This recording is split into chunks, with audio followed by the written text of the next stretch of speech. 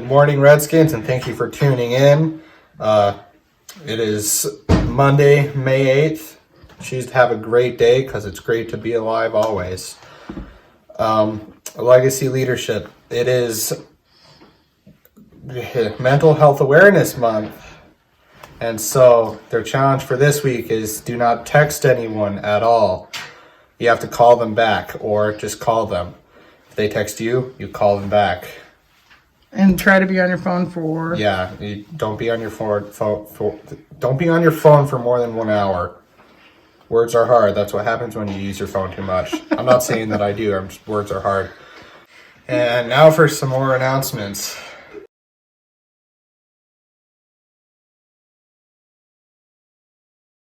It is Teacher Appreciation Week, so be sure to be nice to your teachers and tell them that you appreciate them.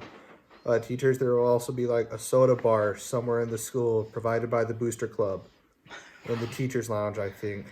Somewhere, like it's a... You have to find it. Yes. Of the 7 billion people on Earth, roughly 6 billion own a cell phone, which is pretty shocking given that only 4.5 billion have access to a working toilet.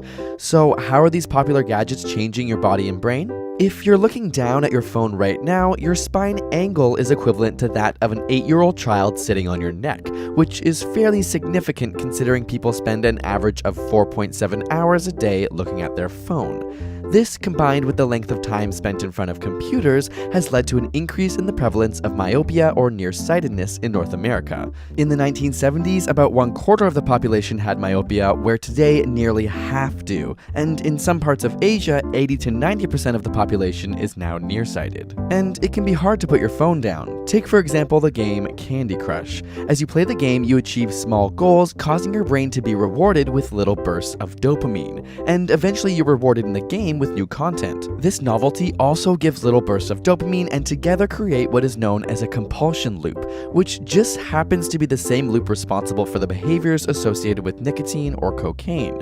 Our brains are hardwired to make us novelty seeking, and this is why apps on our phones are designed to constantly provide us with new content, making them hard to put down. As a result, 93% of young people aged 18 to 29 report using their smartphone as a tool to avoid boredom, as opposed to other activities like reading a book or engaging with people around them. This has created a new term, nomophobia, the fear or anxiety of being without your phone. We also see a change in brain patterns. Alpha rhythms are commonly associated with wakeful relaxation, like when your mind wanders off, whereas gamma waves are associated with conscious attentiveness. And experiments have shown that when a cell phone is transmitting, say during a phone call, the power of these alpha waves is significantly boosted, meaning phone transmissions can literally change the way your brain functions. Your smartphone can also disrupt your sleep. The screen emits a blue light which has been shown to alter our circadian rhythms, diminishing the time spent in deep sleep, which is linked to the development of diabetes, cancer, and obesity.